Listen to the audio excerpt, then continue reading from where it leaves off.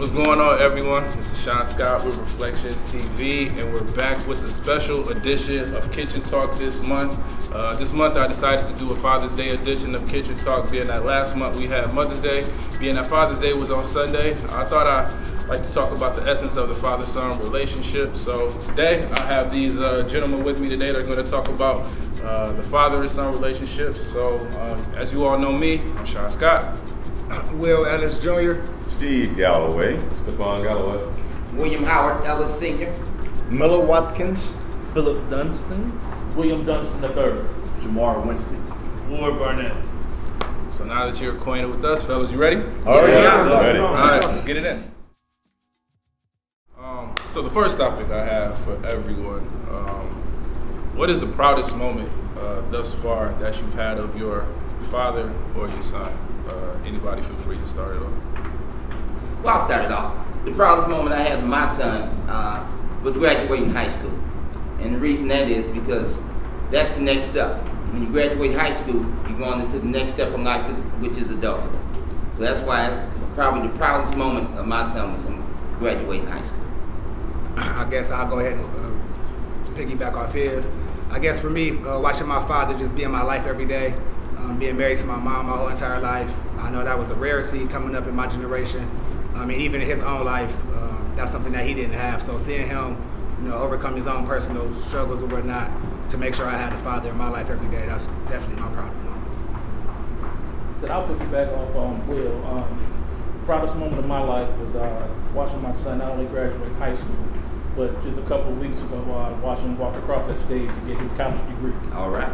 Okay. Yes. As black men who are in the household who raise our sons to be men, the one thing, the stepping point or the jump off point would be getting that college degree so you can go on and have a life of your own. Right. Okay, so my proudest moment was watching him walk across that stage.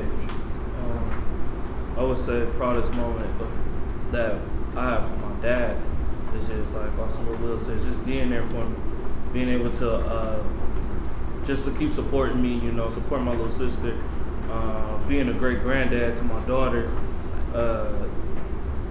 being a faithful husband to my mom, just being a man of God. There's not a lot of men of God out here, so just seeing that every day that I wake up, going to work every day, coming back home to his family, this is something that I strive for myself. All right. I'm sorry. Go ahead. No, you got it. No, I was just thinking for real. We are being for real, right? Yeah. My proudest moment is when my son left the house. My turn's coming. I'm just talking. That was proud for me because I'm just talking because I got nothing else to do, so I talk. I had to get him out that house, get him under the protection of his mother, and he had to go. Yeah. He had to go.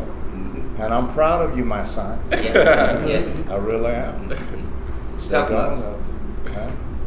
Yeah. And I think mine, for me, is not, my son is 9, so it's not as, he recently took the guy's results from his 3rd grade reading test, and he had one of the highest scores in the district. But my granddad couldn't read. You know what I mean? So to see it kind of go full circle like that. So even when I see, I'm amazed at just how smart he is. You know what I mean? And when I look at that and I'm just proud of him. Just a young man I see him becoming. So that's my moment. I got you. One of the proudest moments I have with his father is my son, who is 5 now, just turned 5. I don't have a story yet. My son graduated from high school, so I'm not that old, but he just graduated from preschool. And he was one of 5 to actually lead his class and everything that they did to show his parents what they learned in school.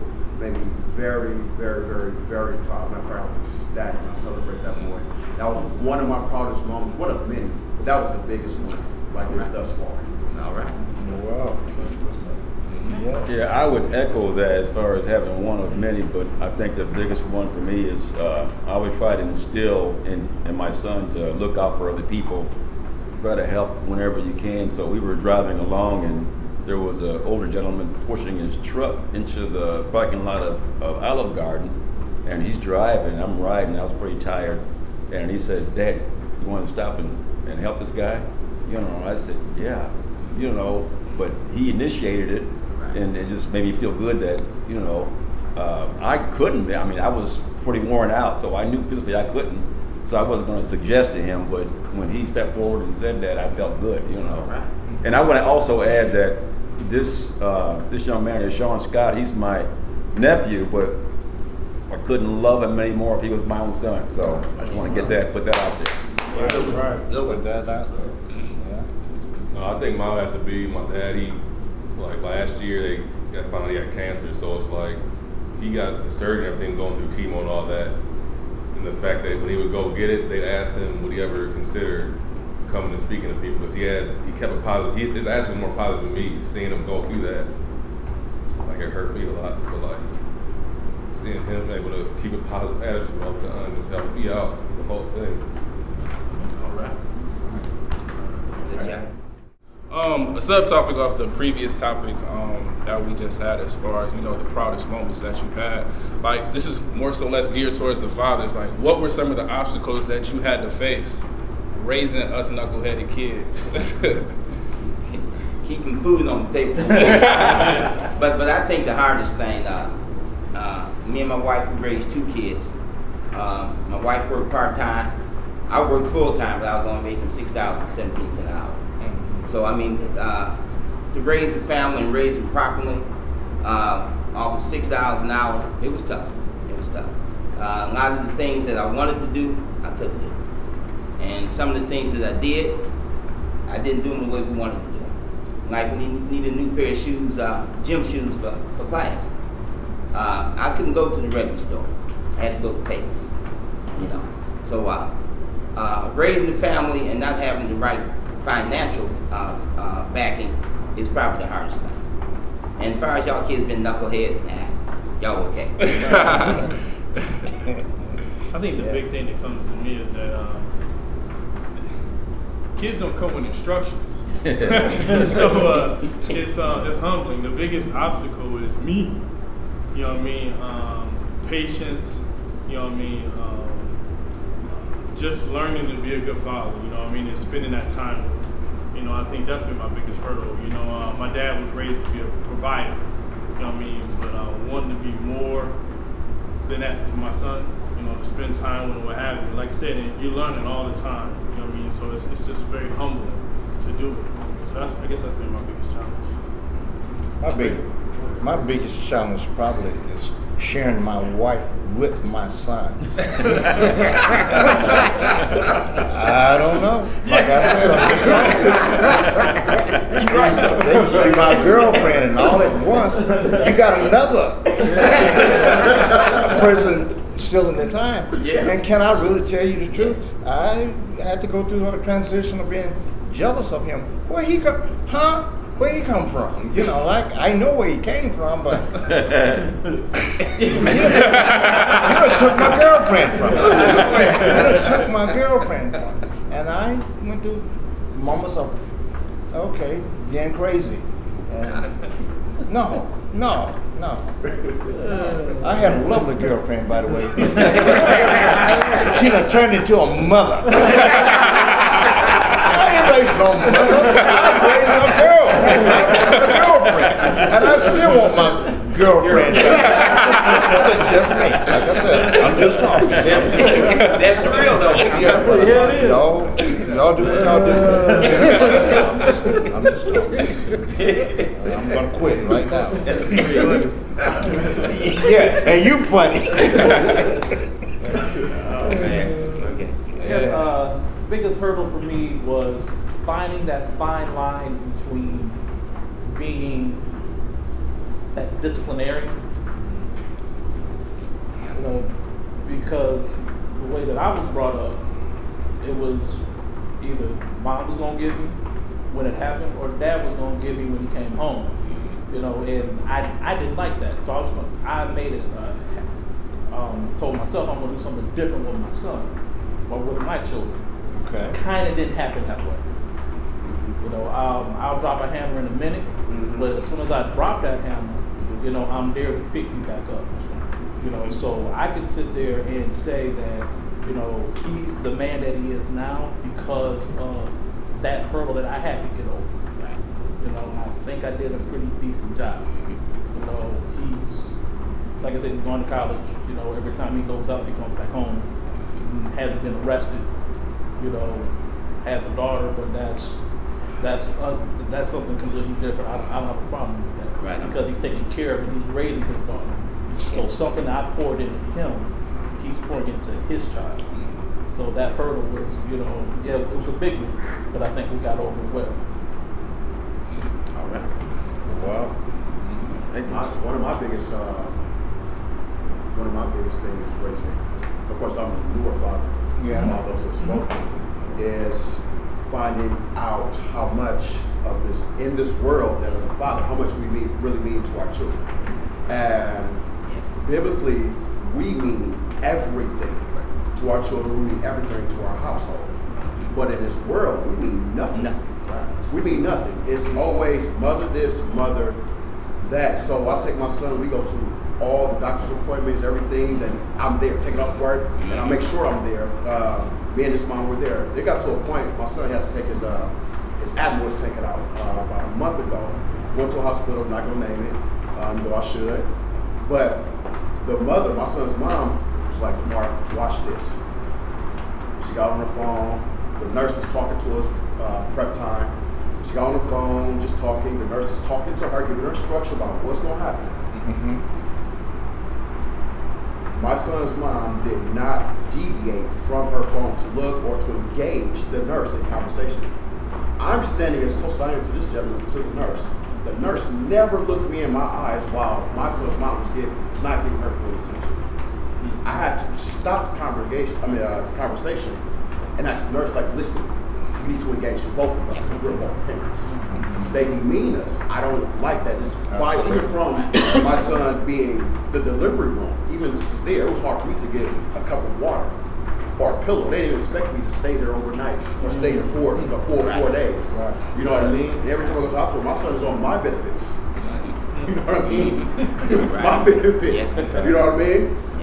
Thank Lucas County for the great benefit package, but those benefits, you know, and we that's the hardest thing, because now I have to teach my son how to stand strong in the midst of everything, how to assert yourself, how to fight for what you know that's right. You know, that's the hardest thing. It's only been 5 years.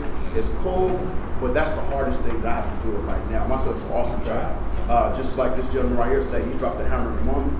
Oh, that's me. But I celebrate just as hard as I drop that hammer, Pick him up. just as much as I celebrate. Yes. Period, point blank. You know what I mean? You call me Dr. Jekyll and Hyde. My son see me smile at the moment. Yep. On that button, just like that. We go back and play right. PlayStation. Yep. And I'm whooping his butt in college Yep. football. You know, Yep. so that's been the hardest thing for me. But you know, we'll figure it out. Oh, yeah. Yeah, I agree with all that. It's definitely the amount of balance that you have to have in every aspect. It's a definite hurdle because you want to got squeeze, but not too much. You know, you gotta let them go, but not too far. You know, you have to always be aware of the fact that they are aware of you. You know, and don't think for a second that, well, he's not paying attention. They are, you know, and I think it's really, sometimes a parent thinks that they can raise their kids from a distance. Really can't. You know, you got to be engaged, and they got to know that you're engaged, because they're going to get that learning from somewhere. You know, so it's best that you give them the best that you have instead of somebody else giving them some scraps. You know, and plus in today's, as time goes on, it's getting more. I feel bad for any child because today's world is gone to pot, so it's even more difficult. So Yeah, that's right.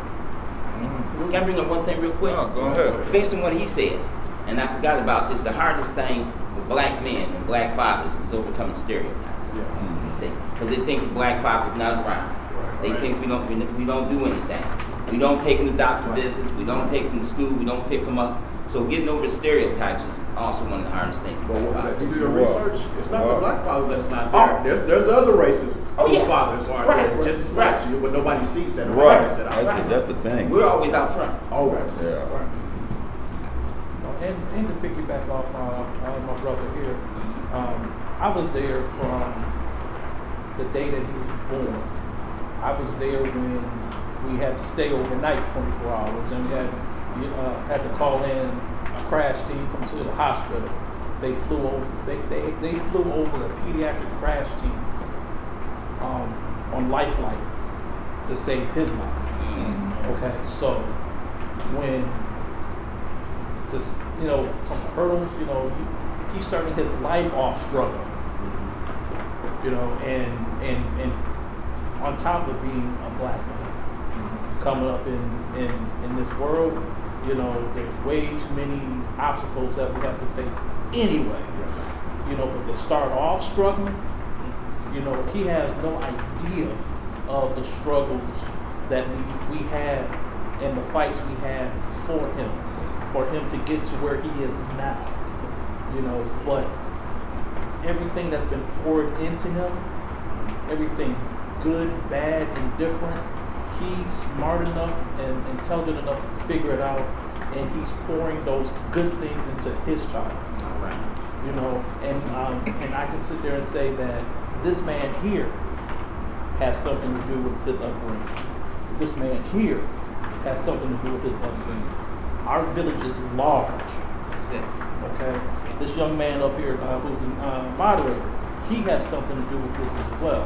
So it's not just me and my wife, and my parents and her parents. It's our village. This young man right here. I don't know if you know, but I used to work with this young man. I've poured some stuff into him, just off on the side. You did a good job, Dad. Thank you. You did a good job. And like you said, we need help. Yeah, sure. Next topic that we have, what would be the biggest fear that fathers, what would be the biggest fear that you have for your son? And sons, what's the biggest fear that you have for your father? For my father, it's just, I guess, we was talking about in the last segment, it's just for him to ever worry or feel like he wasn't important, or even to this day, not important. And to be honest, probably not the most important person in my life, like that's on earth. Even like in my house, my mom was like the disciplinarian.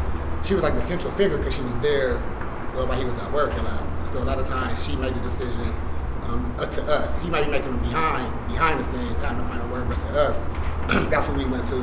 That's what we had the closer relationship with in a bigger sense. But when it comes down to how I evaluate my life, how I evaluate my successes, my failures, how I measure myself, as a person, as a man, and as a father in waiting, as a husband in waiting, it's all based upon either what he told me, what he showed me. So I don't ever want him to feel like my mistakes is based upon something that he failed to give me, that he failed to show me, or even piggyback off his mistakes. It has nothing to do with his failures. I just need my own experience. I'm very cerebral, so I can't process things or I can't engage myself in things if I don't mentally understand it. So when he sees me going down a perceived bad road, it's not that I'm not listening. Sometimes I know what's ahead, but I need to see it play out. It ensures my reality in the world. It ensures my reality in myself and what I know. So just don't ever feel like I wasn't listening or I'm not paying attention, because I'm always out, always. I have a fear that my son, I'm just talking, is going to get killed. The public perception, just your subject. We have a public perception, and when people see us, when they see him, they see a big guy, big black guy. I'll be scared of him too if he wasn't my son. You get it? Right. Somebody, I told him, I did not make this world. There's just certain things, I'm just talking. There's just certain things, him being a black guy, he just can't do what white guys do. You just can't do it. You just can't be in a car full of black guys. You just can't do it. And your butt gonna get hurt. And you be, come on, man. Use a what is a teddy bear? But he looked very what? Intimidating. Did I tell you I wouldn't want to, if I wouldn't know his father, I see him coming up, I'd be Oh no, I'm gonna go get some coffee or something. Very, but Shauna, talk to you guys someday about public perception. We have a very interesting public perception. When people first see us, they be thinking some stuff. I'm gonna quit talking. No, I don't want to talk. I'm gonna play with this. No, I was going to say, my biggest fear is that that word fear, actually, because when I was growing up, I actually feared my dad.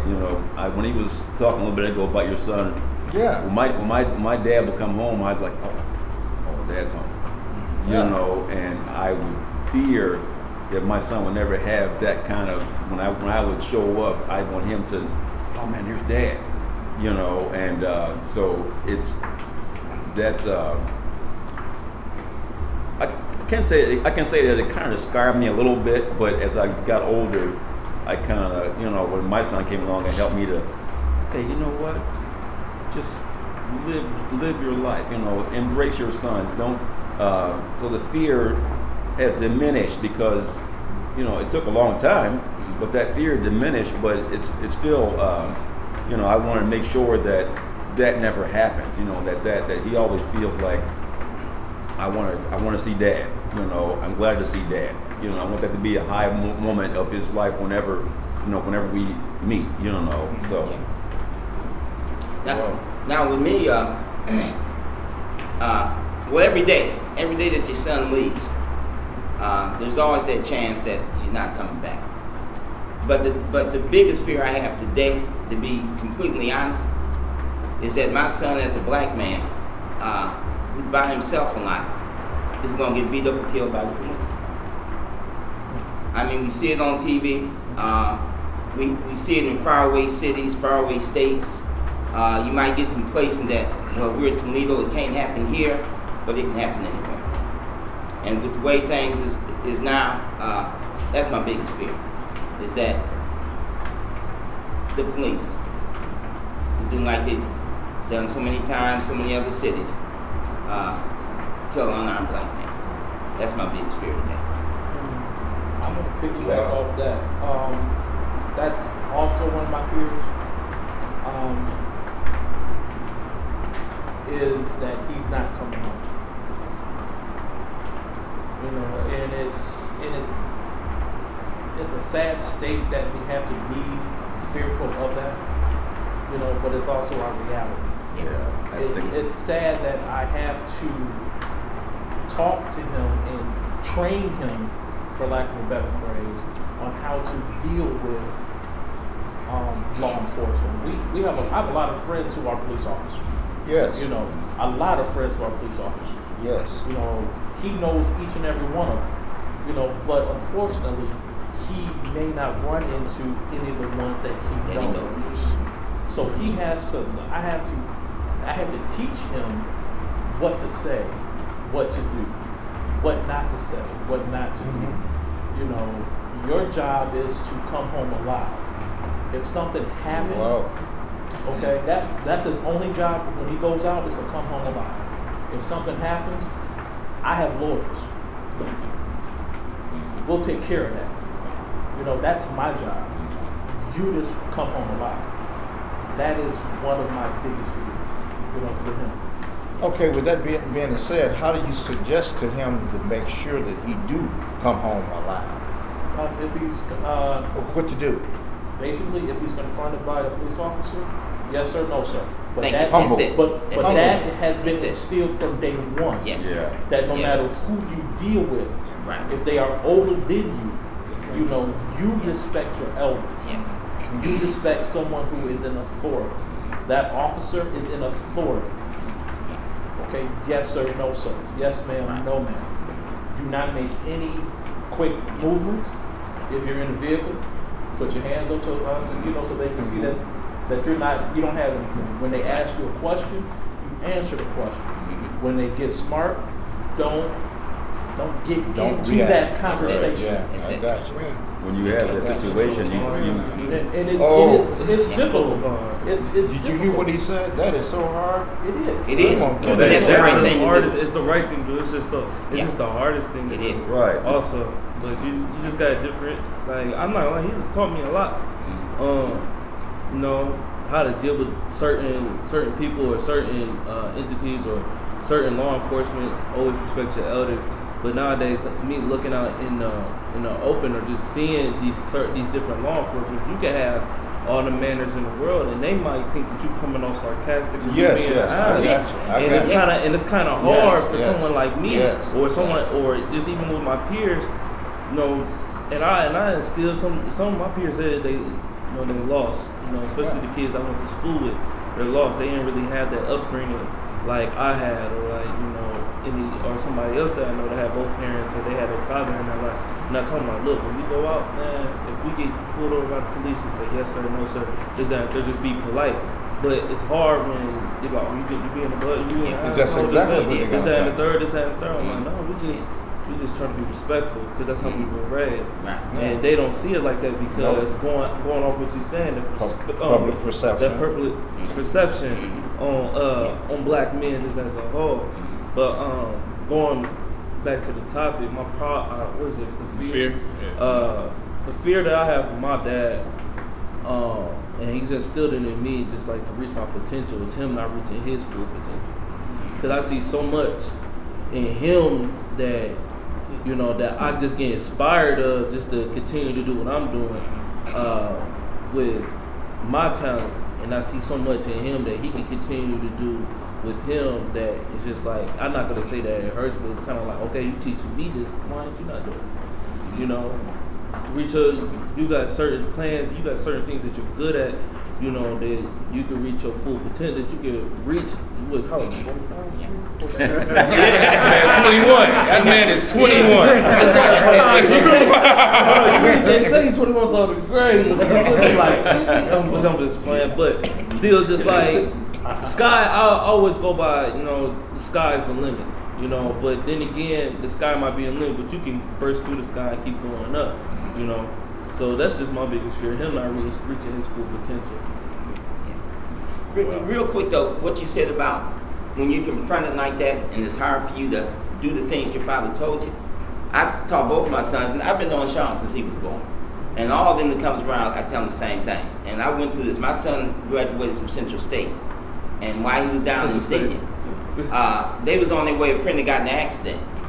And him and 3 other friends, fraternity brothers, was on the way to the hospital. And they were stopped by the police. Yeah. The police made them get out, made them put their hands, you know, and he did the same thing. Yes, sir. No, sir. Yes, sir. No, sir. They scratched his car, they did this and that. But as soon as they was free and was on their way, he called me. And that's what I've always instructed them to do. Like your father said, yes, sir, no, sir. When you get time, you call your parents, you know to deal with them. But you got to admit that it does in this day and time. It sounds very odd for a kid to say, yes, sir. Oh, yeah. Yes, sir. Yes, Oh, yes, sir, and no, sir, you to death. Yeah. Okay? Mm-hmm. But it just seemed to work. Yeah. But I can tell you, I'm just talking. Mm-hmm. I got arrested for saying what? Mm-hmm. Yes, sir, and no, sir. Mm-hmm. You just trying to be there's no funny. guarantee You that just you're not trying gonna to get be. You just arrested trying now. to be But that's the funny best way. N-word. Mm-hmm. I'm not trying. I'm just trying not to get a ticket right now, brother. Mm-hmm. But they took me on down, and then they found out who I was. Then whatever that means, they found out who I was. Then they left me alone. Yeah. But you did what you had to do. You can't control what they do, but you can control what you do. You want them to challenge, but not. You want them to challenge themselves. Mm-hmm. You know, What that mean? Don't challenge the authorities. Challenge yourself to do what you have to do to get to the next day. Oh, I got you. The biggest challenge is going to be in here to say, you know what? I got you. No matter what, you know, they ain't going to bring me down. You know, I'm going to keep my cool. I'm going to do what I got to do. That's the big challenge. It's going to be inside yourself. You know, because you want to challenge them because they're coming at you, but you got to look inside and say, no, they're not going to do it. So. All right. Being that we have about 3 generations here,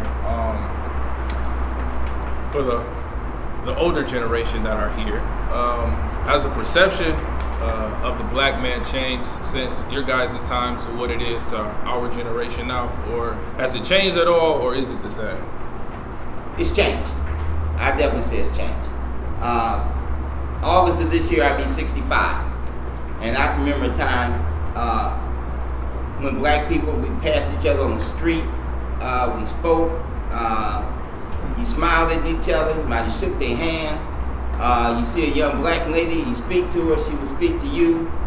Now you gotta be careful who you speak to. You can speak to some blacks and they won't speak to you at all. They won't look at you. Back in my day, we go out to party. We got dressed to go out to party. But it seems like blacks nowadays, even though they get dressed and go out to party, even though the jeans might cost $150, it's still jeans. Right. And it gives them that attitude that, hey, oh, you brushed into me. Pow, let's fight. Right. We didn't do that back in the day. You know, if you stepped in my shoe or you bumped me, it's just, excuse me. We go on the party and have fun. Black people now also, and it's always been this way, but I think today it's more prevalent than ever. We stab each other in the back too many times. We don't work together like other races work together. And I think that's one of the reasons that as a race, financially, black people are down here because we don't work together. I mean, other races have problems like we do, but they work together. I used to use the analogy, lunchtime. If I don't like you, I'll go to McDonald's, you go to Wendy's. But when we come back and it's time to work, we work together. It just seems like black people as a whole today does not work together like we used to. Wow. Yeah, I agree with that 100%. You have, there's always been that, when we were growing up, there was that black pride. You know, to me, the word pride covers a lot of, you know, and the Bible's also about pride coming before a fall. That's the kind of pride that we are dealing with now. You know, the kind of pride that says, well, I ain't gonna let him say that to me. I ain't gonna take that from him. And that rolls over into that being able to have that control when you're confronted by the police. You know, instead of challenging yourself, you know what, I'm not gonna do that. I ain't gonna let him talk to me like that. This young lady that was on the news that got dragged and held down by that cop, she had a choice. Go, just go. You know, the cop didn't chase her, she came back. It's that kind of pride that messes us up. We kind of lost the pride of our heritage, and it became our own personal pride. But you'll see a guy come out of his own home and have a ball of paper and throw it on the ground in front of his house. That's not being proud to me. You know, so we have a heavy responsibility. Yeah, the world's changing. The world's going downhill fast, but we ain't got to give in to all that. You know, and you have to recognize that there's we can always do better. You know, so. Well, I might have a different perspective from you guys because I was born and raised in the South, Alabama, during the 50s, the 60s. Are you getting this? Yeah. Can I tell you that George Wallace was my daddy for 12 years? Do you know what that means? He was the governor of Alabama, just in case you don't need it. And what I found out, what my shock was coming up here, is how solar it is here. As you can see, I'm very vociferous. Look that word up.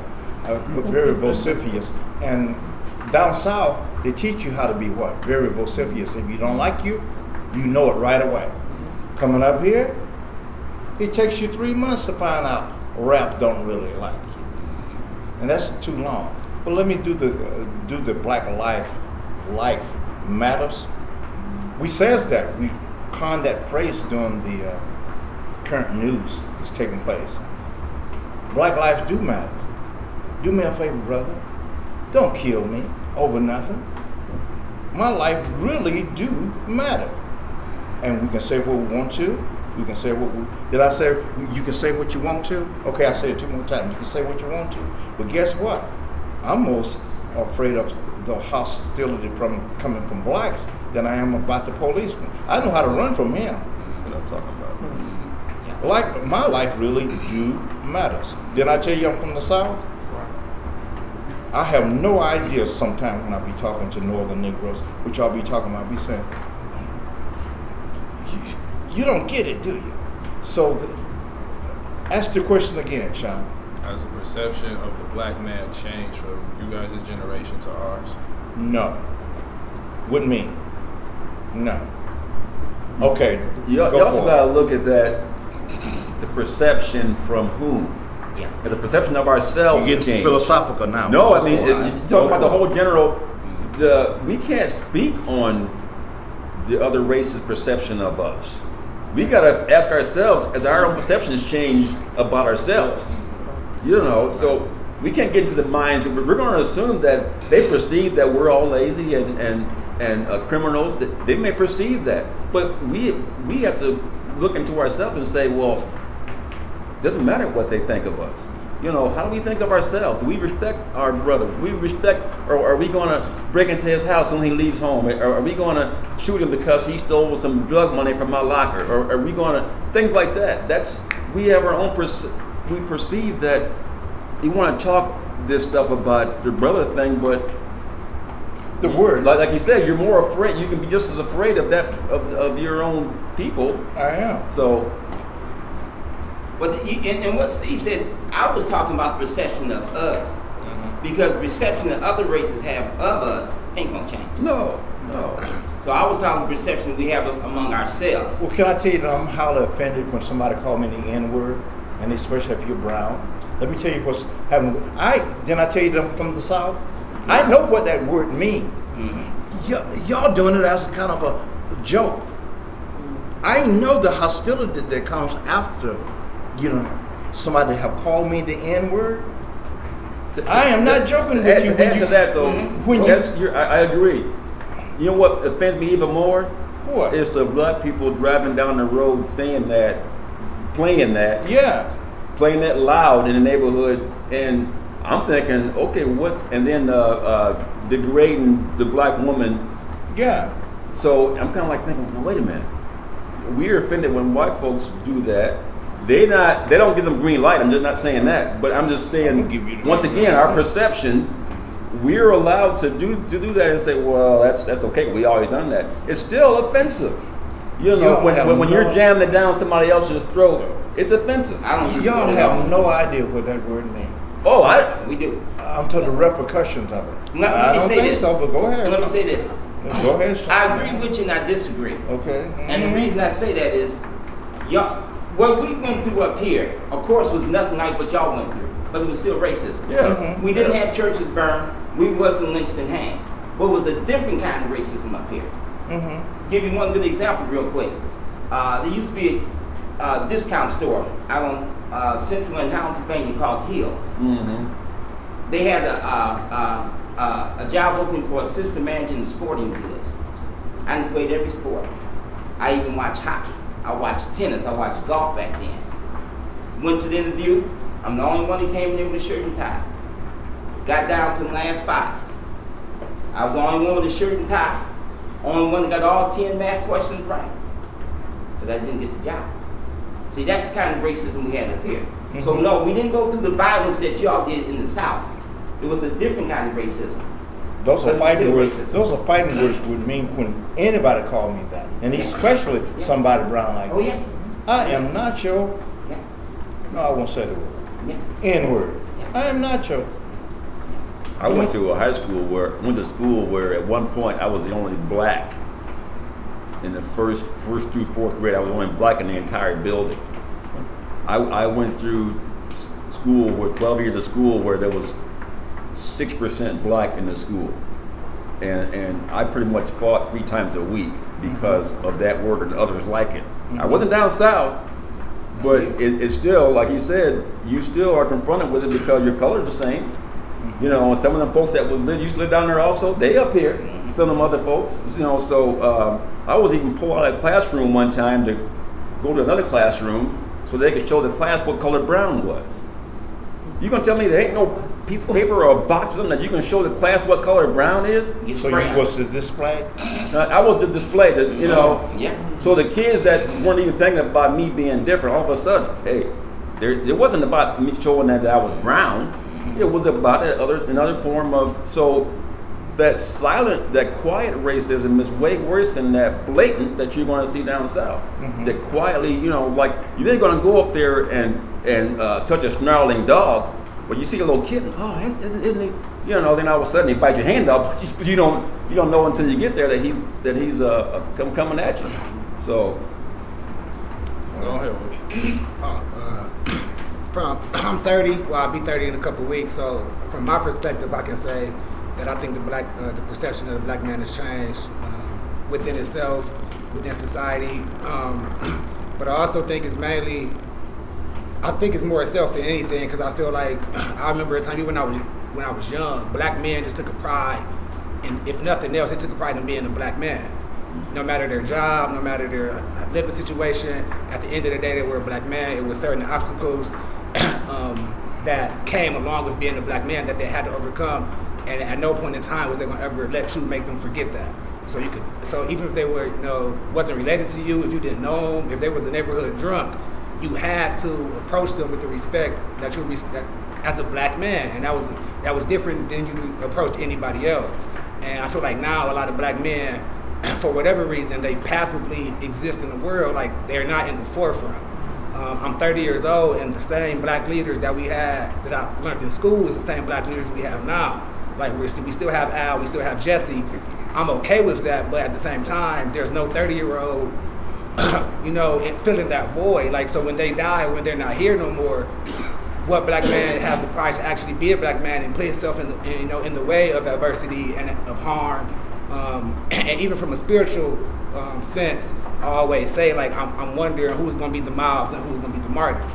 And I feel like being a black man is a very tough thing, and to excel in life and reach old age as a black man is even harder. And I feel as if you have to have a heart and sense of pride that no other person on earth has to have to actually do that. And I don't see a lot of that. I have a challenge for you. Why don't you be the mark? I mean, in my life I am, and even people who are close to me, I'm not a father, but in the terms of them needing advice that you would get from a respected black man, like I'm that person they come to in my circle, my nieces and my nephews. I'm that guy who they extend, their arms to make sure I'm there for whatever reason. I have something very valuable that they claim to me to get from, and I have no problem giving it. But at the same time, I can't do it by myself. I want to see my next brother do it, because when I run into him, he has a problem with me because he doesn't have that sense of pride that I have. So now I'm arrogant, or now I think I'm better than somebody, and it's like I'm not. But it's like I'm trying my hardest to be the black man that I was raised to be. I don't understand why you aren't. I do understand because you probably weren't raised to be that. You know what I'm saying? At the same time, and that speaks to a different issue, as far as how many black fathers are not in the home, realizing their worth and implementing it there. And then it even goes down to the government though. Like if you check meats that were made in the olden days as opposed to now, there were more male hormones being put in the meat. Okay. So now the food that we're taking in, you're taking in feminine hormones, and if you couple that with the fact that a lot of dads are absent, so you're leaving black men to be raised by black women, so that nurturing process is going to be more emotional than anything. They're bitter, so now their kids going to be bitter because mom never talks good about the black dad, and that's another aspect. Now even the black woman has begun emasculating the black man. Just on Father's Day, you were seeing memes go around saying Happy Father's Day to the single moms. Like, what kind of BS is that? Like, you chose the one day that a black father gets to say, hey, we appreciate everything you have ever done for us besides giving you a piece of chicken or a tie. You see what I'm saying? This is your day, and you choose to sideline it with, hey, let's give a shout out to the single moms, not knowing why she's a single mom. That she may be a single mom because she made a wrong decision, because she forced the black guy out of the house, because she cheated. It's not just, so I feel like everything is just about the bitterness towards the black man, the fears of the black man, and as a black man who has not committed those fears, I have no criminal record. I fathered no kids out of wedlock. You see what I'm saying? I've sacrificed my singleness to wait the best I can to be the Christian Bible-taught man that I need to be. And my uncles and people in my family, nobody is supporting that. I should be sowing my wild oats. Like, I should not be sowing my wild oats. There's nothing about me that should be sowing my wild oats. I've seen y'all mistakes. I do not want my child to be estranged from me in any way, shape, or form. So the whole sense about black man just being an upstanding person in society, that's gone. And it's more so gone from the black man more than anyone. if you was gonna give me a Christmas present, a birthday present, guess what I want? I do not. I just want to be a person. I am so tired of being in defense of my blackness. Did you get it? I'm tired. I just want to be a what? A person. I'm never gonna get that. I'm never gonna get that present. But I'm tired of what? Fighting because I am what? Black. And I'm really. You know how many times I've had this conversation? I'm 67 years old. You get it? Endless battle. I've had this conversation so many times. That's why I'm sitting up here playing with this earring. I am. Yeah. Miller quit. But Talk, back boy. up the brother. You know what? I think I'm attacking the misperception. There were great men then. There are great men now. And so I get. It is interesting I understand statistics and everything, but they are great black men, great fathers that are in homes. They're doing like this, brother. That voice is not heard. And so if you're going to talk about the perception, you got to talk about all of that. You know what I mean? Because the reality, it starts in the home. People tend to forget. Martin, there were 10,000 people, probably 10,000, like 2,000-3,000 people walking behind him who were fathers and came out of homes. And so you got to tell the whole picture. You know what I mean? And so there are stellar black men in the community that are good fathers, right? Mm-hmm. But that's not popular. That don't make the news. That's not good media, right? But that's the real deal. That's the real deal. So I mean, so if you're gonna talk about that, I think about the misperception. Man, we are all not boys in the hood. You know what I'm saying? We not all drinking and getting drunk or truth be. I mean, so I think you have to give the whole picture. You know what I'm saying? So brothers, when brothers are doing the right thing, they don't feel alone because you're not the only one grinding. You know what I'm saying? That voice has to be heard. So some of this stuff, that's just, I mean, it is reality, but don't believe the hype. All brothers aren't like that. There are tons of good brothers. Just, if you don't know, just look for one. You'll find one. You know what I'm saying? There's good brothers doing that. And then what you'll find is that what you're seeing here is that you see generations of good brothers. You know what I mean? It's not just like, so back in the day, it kind of spreads. And so you got to see the whole picture. And that's why I appreciate what you're doing now. Because it's good brothers. I mean, I'm surrounded by good brothers. I do that on purpose. You know what I'm saying? So my perception, there's tons of good brothers around me. You know what I mean? Because that's what I see, and that's who I choose to interact with. Now, I'm not ignorant to the realities of other things going on, right? But you got to tell the whole picture. Whole picture. Like his brother alluded to early on, right? It's not just one race. You know what I'm saying? It's equal, but focus on the positive, and then encourage the brothers that are doing right. I'm just saying. You just saying. But then too, it gets the perception. I don't think perception actually changed. I think it's modernized. Because like stuff, if you look, it's still the same. It's just changed to current affairs. It just looks different. Like it's stuff they want to glorify the bad stuff, but keep the good stuff under the blanket. Like Akon, he got like 6 billion 8 years ago. He got in trouble for doing something on stage with an underage girl. He didn't know she was underage, but they made sure everybody knew about it. But like a month ago, even a month, he put how much? He did 6 billion. Yeah, and he's still doing it, giving electricity to Africa. But that's not on the news. They're worried about taking the flag down that people don't know is the wrong flag. That's the third flag. That's not the right flag they're putting on. That's the flag that's the third rendition they had of it. But they want to keep that in the news and not put him. They want to put him doing the bad stuff on the news on the stage. They still want to bring that up, but they want to bring up him putting lights in Africa. So it's not like the perception not being. They don't want it to change. They want it to stay where it is, but they're going to keep modernizing it. It's our perception. Like even with the N-word, I respect the harsh history of it. I'm from the young generation. We were the generation that probably first openly adapted that word and started using it out of endearment, and wrongly. But so wide, it's like so widespread and so common. Like we're pretty much all of us a high ratio, we use that word. But even with that word, and a rapper named Kendrick Lamar, he's a very enlightened rapper. I'm not gonna so much say conscious but he's very enlightened. He's more about information than he is entertainment. And on his latest album, he went into like a performance about the history of the N-word, and it's not. I'm not gonna say that word. We all know slavery was used, Yeah. you know, and they called us niggers and did that, you know, when they hung us, they called us niggas. When they beat you, they called you niggas, but they also called you black niggas. So black is kind of synonymous with the word nigga. So I kind of feel like if you got a problem with the word nigga, I kind of got a problem with the word black, because by definition, neither one of them are too positive. But even in the more enlightened sense, with the real history of nigga, black people was here first. That's proven. So I feel like everything the white person did come in and steal, he had to learn somewhere. So how we took the nigga word that they used to be negative and made it positive, they also took that word from an African word an Ethiopian word that predates 14th century colonial rule, and it's negus. It's N-E-G-U-S, and it doesn't mean what nigga means. It means black king. It means black ruler. It means emperor. So when they came, they studied us. They studied our culture before they took us over. And they still study us. What they did is evil, but it's also one of the most genius plans ever instilled, because it worked, and it's still working. And they're still operating off that same plan. So the same way, you know, and I have no disrespect to elders, you know, because that's the perspective of what they're coming from when they say, you know, that's, you know, how they define the word nigga. But I kind of have a different perception of the word nigga. That's not a word that white people invented. That's a word that they stole from us that was based on a very positive word. So it's kind of using it. Huh? Why are we still using that word? If it's such a bad thing. No, but everybody doesn't look at it as a bad thing. I feel like you only look at it as a bad thing if you associate it only with that point in time of black treatment and white rule. Black people's history dates way further than white colonial rule. That's 14th century. Everything from 14th century, so 1500 on, has been a lie.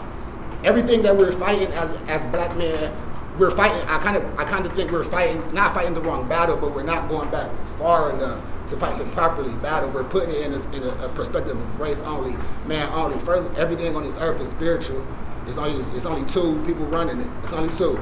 And I feel like we never look at it like that. Even in the church, it's individuals in the church who look at it like that. But when they go into the world, they're quick to forget about the scripture. Like even with the passing of the Supreme Court rule on homosexual marriage, it's not that we're saying homosexuals are wrong and they should go to hell. Nobody is saying that. But if you're going to ask me to give you the honest standard of the act as a godly man, I can only refer to God's teaching. And what He teaches me is the act itself is wrong. So as a Christian, I'm not, and I don't expect any of my fellow saints to be on Facebook supporting that decision. That's not what you are supposed to be doing. And it's not a matter of you hate that person, or I'm not saying that. Two of the most important men, two of my uncles were homosexuals.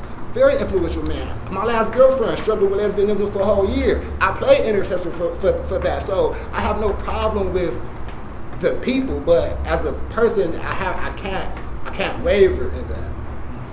Get back to the question. What was your question, my friend? The perception of the black man. Stick with that question. But no, okay. I did. No, but I only came back to piggyback off the first explanation of the word, of the N word, and why we still use it. And to try to say it's not the history of it as we know and we've been taught. It goes deeper than that. And my second part of that question is no, it haven't changed, but it has been recycled. It has been recycled, and that's what made me tired of the conversation. What I say I wanted for Christmas, I just be a human being. I'm so tired of this discussion. You get it? And I got you. You got the energy. Then I tell you I'm 67. How old you say you were? That's 29. You get it? Mm-hmm. You step up to the plate. Now you carry on this conversation, but you might not want to get me engaged with your conversation because my perspective is not yours. My perspective is a Southern perspective from the night I was in the South during the 50s and all of the 60s. And I am not going to out who it is that I thought I was back in the day, because you can still be arrested. It's not a matter of that. But I'm very sure they look for me. It's not a matter of that, but as a rebuttal, if you're going to ask if the older generation is going to pass the torch to the younger generation, then y'all have to get on board with us leading it. With me passing on the torch, I got something specifically that I want you to say, because you I don't think that they know what to say today. I got specifics. Don't give us the torch then, because don't give me the job if you're not going to entrust me to do it. And that's I'm going to instruct you to do it. But that's another problem within black society, and even as far as the black man, going back to the perception of it, we have no connection to the older generation. We don't Zero. talk. Well, Simple well, as who that. am I? Ice We cream? don't talk. Like going back to what you're saying, as far as Spaghetti? perception, like but again, having this dialogue, talk about perception, and everybody has their own perception, paint a certain kind of way. That's why we should talk. My perception in the disconnect, because sometimes people can use perception as an excuse not to engage. Right. But I met my I dad. think I just been slapped. No, I didn't slap you. That's not. Go ahead. No, my dad. My first perception, when I'm talking about like racism and higher perception, my dad was in the military, and so he was in the Air Force. I remember he down in Texas, and he was all suited and booted, and was going with. He was the only black person in his whatever you want to call it, and we went there, and he was so hurt by the fact that they wouldn't let him into a movie theater. You know what I mean? And so he said he went back to his barrack. He was hurt. Only one had to go back, right? And so we learn from our elders, and we learn from things that happen, right? And so for me, my dad told me, never forget where you come from. You know what I mean? And we still encounter racism. We always will. You know what I mean? Have things changed? Yes, I have a great deal more opportunity than my dad did. Absolutely. I mean, and so absolutely. And the way that he looks at it now, my dad is very. You're going to school, son. That's great. You got a job. You know what I mean, it's still instilled. I mean, but I think that we learn. I think if we engage it right, we learn from each other. You know what I'm saying? Because we need the wisdom of our forefathers so that we can lead. You know what I'm saying? I mean, and leading that servant type leadership. I mean, like I'm hearing like the son is talking about his dad and how he always his dad serving. You know what I mean? Always helping out, right? That's a relationship, man. That's a relationship there. You know what I mean? And so we're gonna disagree. You know what I'm saying? That's all part of it. You know what I mean? But it's all in love. But my perception is painted by my dad's stories of that, and that burns me, man. I always remember that. And so my dad always told me that you're one job from the projects, because that's how I grew up. Yeah. You know what I mean? One paycheck away. And so always to be poverty. Just to end everything on a comical note, so this is the embarrassing moment of the show. Yes. So, fathers, what's the funniest, most embarrassing story of your sons? And sons, what's the funniest and embarrassing story of your fathers? Well, look here. This is it's funny now, but it wasn't funny when it happened. You know, but he played football. He's a good football player. He played for St. Martin de Porres. We was in the game. If we won this game, we went to the championship. He was on defense. The team, they last down, they had to score a touchdown. He was playing defensive back. So, you know, the parents were on the sideline. So I called him over.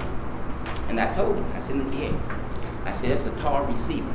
They got to score. They're going to throw that ball. You know, just stay on, they're going to throw that ball. The other two fathers, yeah, that's right. Okay, so he lined up, he out there, you know, we wait, because he's going to get this interception. I know he's going to get this interception and win this game. Okay? So I'm a proud father. I'm on the side. I'm proud. I'm happy. You know? Look here. The play, they hike the ball, and we don't see Will. The receiver's running down the field. Where Will? Threw the ball. Guy catches and score a touchdown. Will runs in and tries to get the quarterback. In my defense,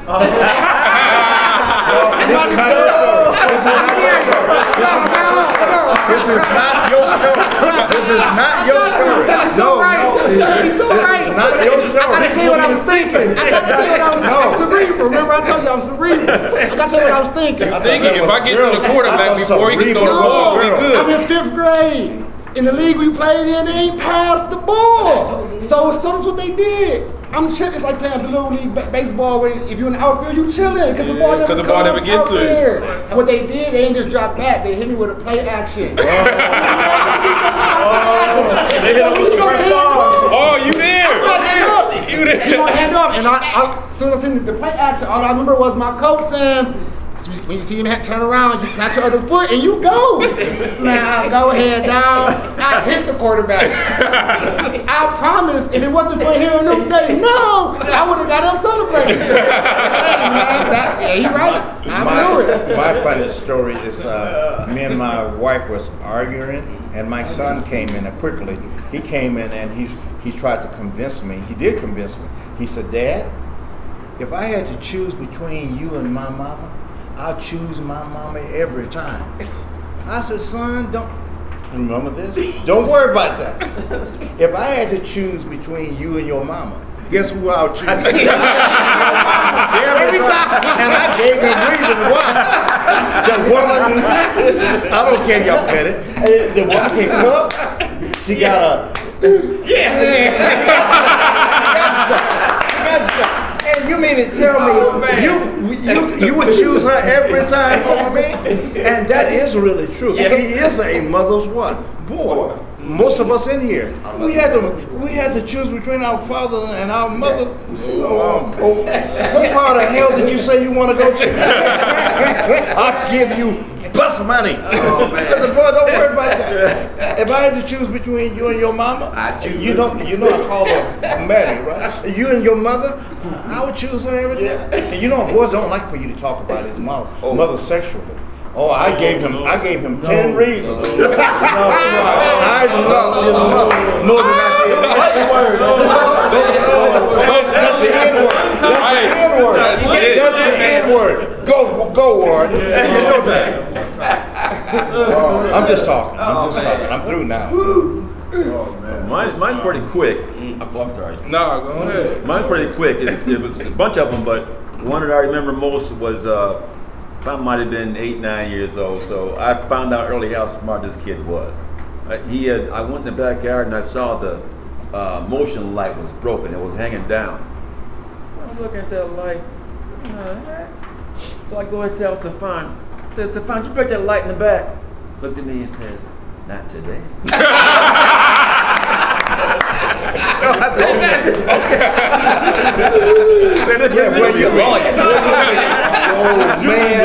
Not today. I had to walk away and laugh to myself. Not today. Oh, man. But you got to, it's been fun talking today. Yeah. My son just turned, like I said earlier, he just turned 5 last week. All he doing is watch Power Rangers. Were you a Power Ranger fan back then? Power Rangers fan? Oh, yeah. Straight up. Right? So he just got hip to it. He only watched like the older Rangers and he started getting to the new ones. Every day. Dad, can I see the iPad? Well, for what? He watch Power Rangers. If you give him an iPad and give him Power Rangers, he good. He can iron clothes, cook, race good today. He's set. He ain't getting no trouble. He ain't doing nothing. Every day. So his birthday came up. Like, what you want? He's like, I want a boy and arrow, and I want a Power Ranger, I want a morpher. All right, so me and his mom, we get on Amazon and eBay for a morpher, right? We look in, we finally get him a morpher for his birthday. He ecstatic. Like, that was the only thing he wanted. He didn't care about the money, he didn't care about nothing else. All he was ecstatic about was the morpher he got, right? So we get in the car, because he's coming home, we after the party, and he's like, Dad, can you open it for me? I'm like, yeah, most definitely. Get to a stoplight, I'm trying to pull it out. Gave him his little dynamo morpher. He's like, Dad, can you give me the sword? Gave him the sword. Dad, can you give me the morpher too? Gave him the morpher. He's like, oh yeah. Get him back to the car seat like, oh yeah. He broke his hand. I'm looking to the rear view. He broke his hand, right? We get there. We get to our destination. He puts on the little Red Ranger mask. He's like this, like I feel like about to be like Kevin Hart. He's like this, right? Don't nothing happen. Okay. He's serious, right? He's serious. So he do it again. Nothing happened. So he's serious. He's like, oh, Dad, we got to charge it up. So I was like, yeah, right. So the next day, Sunday, we in church. He wanted to take him to church. We're on this little hip, right? Cool. We out to church, we getting ready, we go to our other service, right? Because I'm a drummer, so I play at one service and go to the other, right? So we get in the car, he looks at me, he's like, Dad, this is fake, isn't it? I'm like, yeah, it is, Malachi, but you can't be a Power Ranger just training, your best. He's like, oh man, wait till I tell Mommy. I ain't know what to say, man.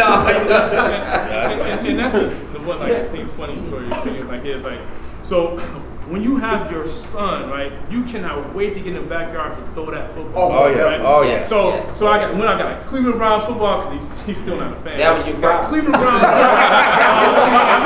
He got that in. He got that in. So I get this football now. He had to be maybe 3. Now I have not taught him to catch anything, right? So I'm all hyped. I'm like, oh yeah, so. So I get it, I pull back, boom, and hits him right in his teeth. and then there's no loyalty. Your son has no loyalty to you at all. Oh, you don't trust so then my wife comes out, so what happened? Daddy! Oh, it's amazing, man. No loyalty whatsoever, right? You know what I mean? But it's just amazing how, man, you know, you have all these things for your son and what you want to do and what have you, right? Then he turns out to be a mama's boy, and they crushes you. Our greatest fear. Yeah. Right there. Our greatest fear. Yeah. My funny story. He was about 3. He was over my in-laws' house, and he has this thing about ants. Yep. Can't stand them. So there was this little piece of black lint over by the window, and he has a shoe, and he is going to town. Bam, bam, bam. I said, and no, we're not paying any attention to him because he's doing this thing. I said, Phil, what are you doing? Ant, Daddy, ant. Bam, bam, bam. And I go over and look, pick it up, said, boy, it's a piece of lint. If it was an ant, there would be no more remembrance of that ant. Well, he was probably. He killed that lint. Black lint ladder.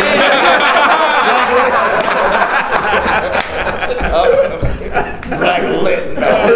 Oh, man. Hey, I don't think I got. I was just so naive as a child. I ain't pay attention to nothing. So if it was something funny that happened to him, I don't even know. You don't even know. I'm gonna have to call my mom. Do I got a lifeline? Call somebody. Jedi mind tricks. You good. Last but not least, the boss. Well, it was always like on Saturdays. I didn't have Saturdays off as a kid. It was always no sleeping in. It was waking up and going to do something. So when he was doing his work, he was working. So I was just me and my sister. So we always had to have fun while he was working. So one weekend my aunt went out of town, and he had to go feed her dog. So like we get there. It felt like he was in there for hours. So me and my sister decided to like try to rush him out. So like she was singing or whatever, had a little song about hurry up. So I decided to chime in. I started honking the horn, and mind you, it was like 7:30, 8 in the morning.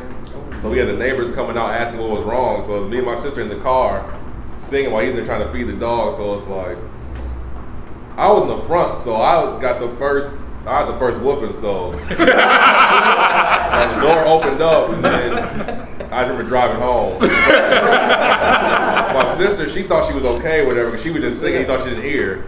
So she was in the back seat or whatever. So like later on, I guess he remembered she was in the car with me, and I asked her like, "Why were you egging them on?" So it's like the stuff we did. I did stupid stuff. So it's like we did like the dumbest stuff to get us in trouble, but like it wasn't funny then. But now I think about it, she was singing and he was tapping the horn to the singing. And I'm thinking, oh, I get back out there. So I didn't learn because later on we went to some garden shop. So there's a parrot hanging in there, like a little parrot in the cage hanging there. So we thought it'd be a good idea to spin it around. So it's like, it was all fun and games about 15, 20 seconds. Hold a second.